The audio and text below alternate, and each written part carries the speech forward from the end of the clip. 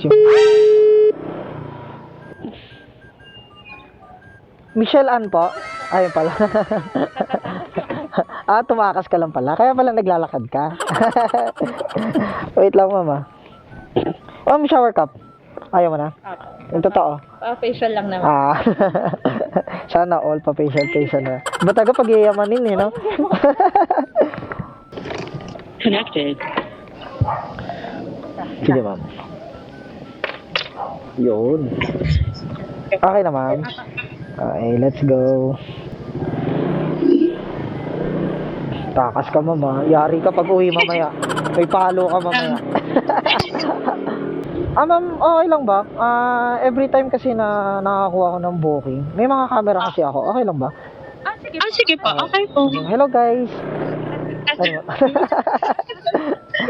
Nag-ano kasi ako, ma'am eh. Kumbaga, ina-upload ko siya sa page ko. Okay. Yung mga naisasakay kong pasahero. Lalo na pagkaganto yung mga medyo artistahin yung dati. Pa-facial na lang. Kasi matagal ngayon mag-book. Ayo, ma'am. Kasi kahit sabihin na mga ibang araw, medyo dyan sa location, sa place mo, ma'am, matagal talaga makakuha ng rider dyan. Oo nga eh. Kasi kumbaga gitna kasi siya eh. Halos lahat ng rider kasi nandito sa part na to, sa area 1, tsaka doon sa may Salitran, sa may Save More. Pero yung doon sa may gitna, papuntang sa Lawag, yan, halos wala talagang rider na swerte lang katulad nito, nag-drop po ako ng pasahero, yun, nakuha ko yung book mo doon. Pero yung may tatambay na rider doon, wala talaga. Oo, kasi gitnang-gitna siya eh.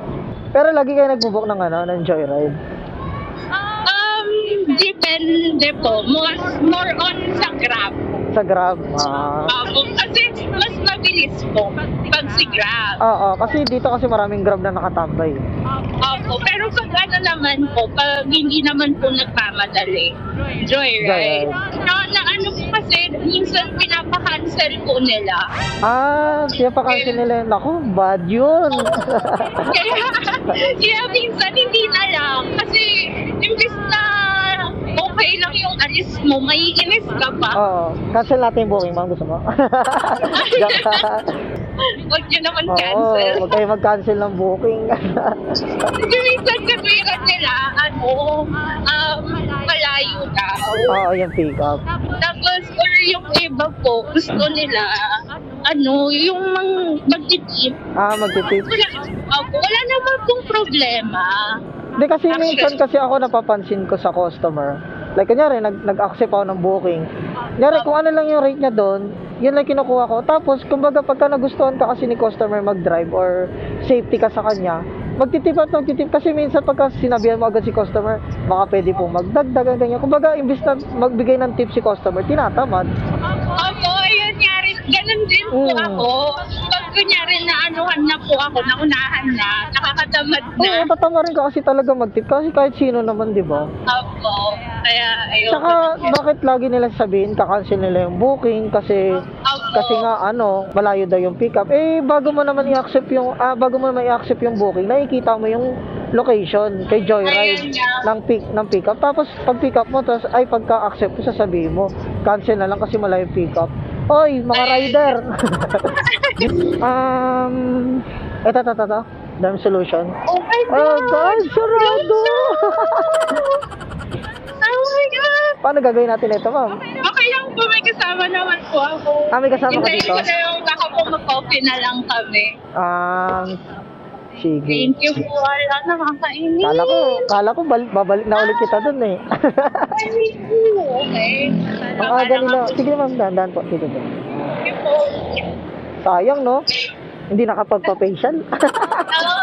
Nakakainis. Baka sa iba na lang. Disconnected. Okay na po kaya. Thank you ma'am. Tip. So yun, yung kwento ni ma'am kasi meron nga daw siyang nakukuhang rider na pinaka-cancel kasi malayo yung pick up, and meron siyang nakukuhang rider na minsan gusto yung tip. Alam nyo, sa inyo, sa totoo lang mga rider, mga kapwa ko MC Taxi, mapa-angkas or joyride, kung ano yung fare na pumasok kay Joyride or kay Angkas, yun na yung ano nun, yung rate nun. Kumbaga, na kay customer naman yun kung paano niyo siya, ay bye ma'am, kung paano niyo siya bibigyan ng magandang serbisyo. Pagka nakita naman ni customer na maganda yung serbisyo niyo sa kanya, magbibigay yan ng tip. Wag niyo nang anuhin. Kumbaga, wag niyo nang pangunahan na kailangan magbigay ka ng tip kasi mababa yung price. Kasi yung kung tutusin lang mga kwatog, yung rate ni Joyride or dati galing ako kay Angkas, yung per rate ni Angkas saka ni Joyride papunta sa pick up location at drop off location, sulit na hindi siya lugi compare sa Lalamove. Sa Lalamove kasi sobrang baba talaga. Pero kay Angkas saka kay Joyride, okay naman. Tataka lang ako dun sa kwento ni mama, yung ibang rider daw, lagi nanghihingi ng tip. O katulad nito, hindi ko mahiningan ng tip si ma'am, di ba? Pero binigyan tayo ng tip ni ma'am, 80 pesos lang, 70 pesos lang yung book ni ma'am, oh. Bigyan tayo 100. O, hindi na tayo hiningan ng sukli. So, yun lang mga kwatog. At sa mga kapakong MC Taxi Rider. Baga, sipagan nyo lang araw-araw. Hindi tayo mawawalan.